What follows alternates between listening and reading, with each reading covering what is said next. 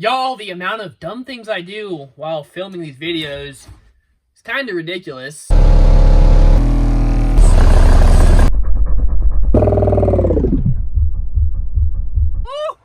6,400. What is going on, guys? Parker the Basshead here. In today's video, we have the all-new CT Sounds THERMO sub. Gonna be checking it out, running it through the test, seeing how it does. Let's get into it. Thank you guys again for checking in. And a big thank you to CT Sounds for sending me this THERMO sub to check out for y'all. I've had a bunch of y'all requesting in the comments that I pick this guy up and check it out. So, y'all, that is what we have done. We're taking a real good in-depth look at this thing, kind of seeing how it compares to some of their other subs. And, of course, y'all, hooking it up, seeing how it does and sounds. So excited to test this thing out. First off, y'all, this thing came really nicely packaged, double boxed. You get two CT Sounds decals. You get a real little manual here that just shows some basic wiring and the size of the sub for mounting. You, of course, can go online to get their full specs of the sub. Now, this is somewhat similar in price range to their Meso sub. This is just a little bit more expensive. For example, currently, the Meso 12s retail for about $309, whereas these THERMOs retail for about $339. And in a lot of ways, they seem to be kind of similar subs. Both 1500 watts RMS, both big beefy subs, both really nice quality build. Both have similar FSs. That being said, this guy is geared a little bit more towards SPL, whereas the Meso sub seems to be a little bit more geared towards smashing those lows, maybe a little bit more on the kind of quality of music. Hey, we'll put this guy to the test and of course see how it sounds. The biggest difference that I noticed, the Meso wants a 1.5 cubic foot box tuned to about 37 hertz, whereas this THERMO over here wants a 2.5 cubic foot box tuned to about 30 hertz. So of course a much bigger box, which happens to be perfect in my case, guys. We have a 2.5 cubic foot box that is tuned right around that 30 hertz, so should be just perfect. You could of course get these guys in dual 2 or dual 4 ohms. Looks like right now the price is $349. Let's go to the specs. We of course 1500 watts RMS, 3-inch 4-layer high temp voice coil, triple stack ferrite magnets, mega foam surround, non-pressed composite paper with 6% carbon fiber reinforcement. This cone is a little bit stiffer than the Meso cone. 4-gauge push terminals, cast aluminum baskets, 10-inch quad layer poly cotton spider, FS 33.93 hertz. The X Max is 18.5 millimeters, which is a little bit more than the Meso as well. And the SPL is 83.15 dB, which is a little bit less than the Meso. Let's get a look up at this fella. Of course, that big mega roll surround. Pretty stiff dust cap, but I am able to dimple it a little bit. Very, very stiff cone. Love the white stitching. Of course, really like this basket. It is a good looking basket, guys. Everything on these subs is just nice and clean looking. I love these flat tinsel leads. Lots of wire, and of course we get dual leads, which is nice. Okay, I love we have these big old 12-gauge push terminals, y'all. Everybody should be doing this. Really love those. Also, they are nice and stiff. We have this absolutely massive motor on this thing. This is a wide, just a really thick-looking motor. Center venting, and we have venting for the coil as well. One nice feature, it does say, 2 ohm right on the terminals. That is nice. Of course, has a nice boot. And there's that big 3-inch 4-layer voice coil right in there. Another thing to mention, they have plenty of glue on these screws. Don't have to worry about that backing out. And we do have a plate bolted down that's holding the spider pack down. And this does seem to be a nice sort of ABS plastic. Not the real cheap plastic spider rings that we see on some cheaper subs. Overall, looking pretty good. Y'all, I cannot stress y'all how big and beefy this thing is. Videos never do it justice, but if you saw this in person, you would be blown away. This sub at least has a 350-ounce motor on it from what it looks like. Could even be close to a 400-ounce. It is a big, heavy fella. All right, next up, let's throw it in that box over there. Throw it in the Sequoia and get to testing. Okay, funny enough, y'all, I have been dailying the little cheap Autotech subs Yeah, they've been my daily in here for pretty much a month. They actually have been pretty cool. And then, of course, we still have the old audio pipe BDC5 in here, but let's pull this thing out and get the new sub in. All right, guys, let's start out with some excursion test. Break this thing in a little bit and just see it move while it's out of the box. See what this guy can do. 25 hertz here. Let's see what it does.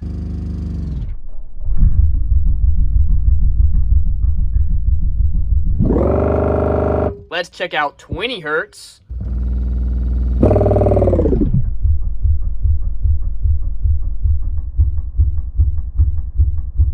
All right, let's see what 15 hertz does.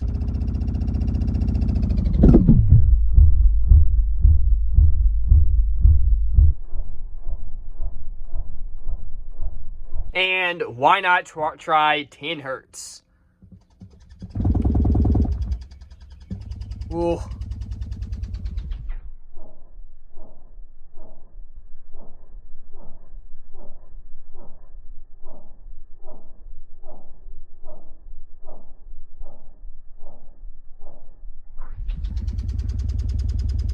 Hey, that was pretty cool, guys. I'm gonna let this thing play for a little while, let it properly break in, then we'll get to testing it out and seeing how it sounds.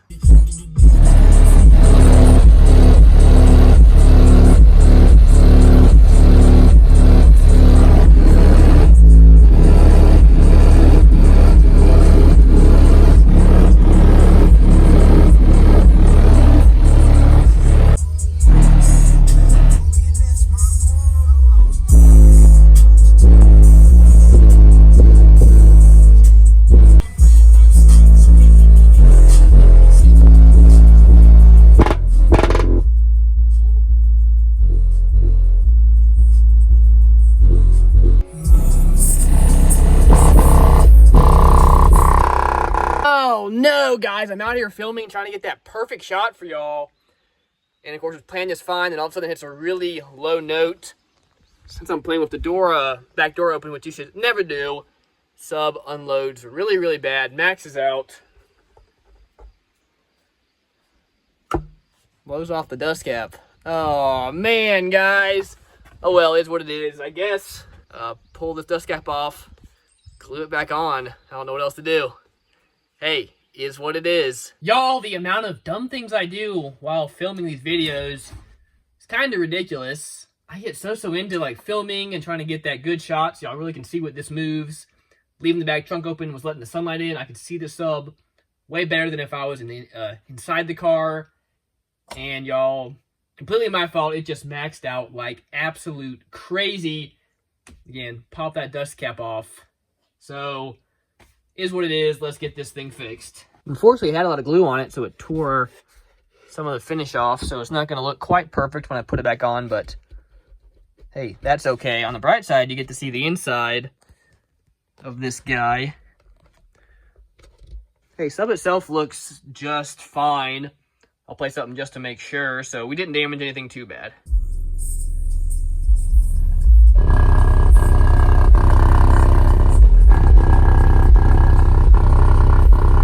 Okay, sub seems fine. Obviously, sounds terrible without a dust cap, but y'all, when it first maxed out and just, it made a really, really loud sound. I thought I blew the sub. I thought tore spider or something bad. So, hey, I really can't complain about this. Okay, got this guy cleaned up. Fortunately, I always keep some E6000 on me. I like this adhesive. It's pretty strong and it stays flexible, which you need. Now, I like to get some tape, put it on like that, just so that way once we glue it, we can hold it and set it directly on to the sub. So yeah, we're just gonna put some around here, then set it back on the speaker right perfectly in place, put something heavy on top of it to hold it there, let it dry for about 24 hours, and then we'll be good to go.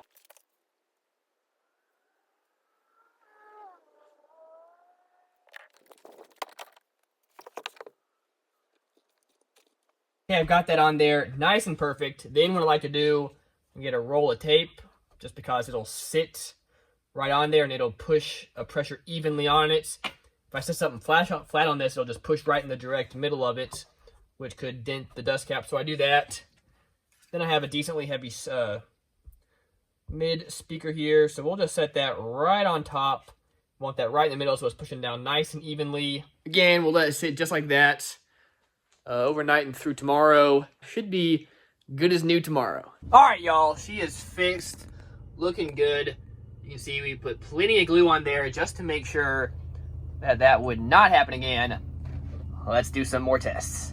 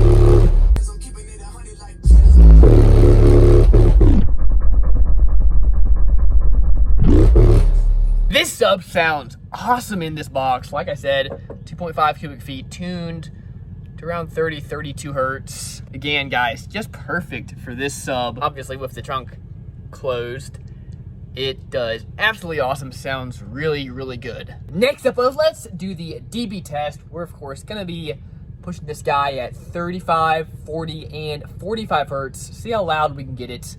Now, one thing to note, this is the dual 2 ohm. We have it wired down to 1 ohm. But looks like we're still rising up to like 3 or 4, maybe even a little bit higher, which means we're not gonna get the full 8,000 watts out of the amp. So we might not be able to push this guy to its, full potential. That being said, hopefully we can break up into the 140s. If we can do that, I'll be happy. We got 35 hertz, as you can see, guys, rising up to 4 ohms. But hey, let's give it a shot and see what we get. Dented there though, 4,648 watts, and not bad. We did break up into a 141.2. Next up, 40 hertz. Woo! 6,426 watts. But not quite as good of a score, guys. Definitely likes those lower notes a little better. 139.6. Next up, we got 45 hertz. Yeah, I think that really big burst that we did popped something loose. Obviously, it does not sound right. I was hoping it was just a dust cap, but no, it's definitely rubbing. So I guess let's pull this guy out and see what's up.